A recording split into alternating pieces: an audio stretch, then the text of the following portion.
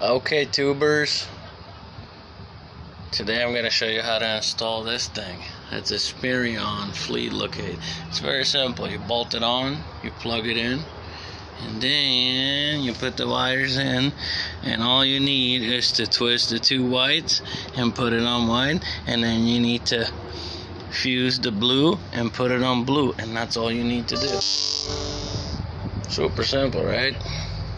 I'm not gonna bore you here with 3 hours of how to install a clamp or how to heat shrink and clip and how to take that off, because you already know how to do all that. Twist the two white together, put it on ground, fuse the blue and put it on blue. That's it.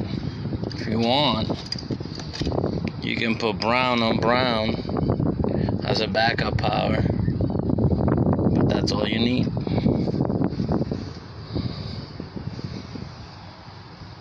Spireon installation.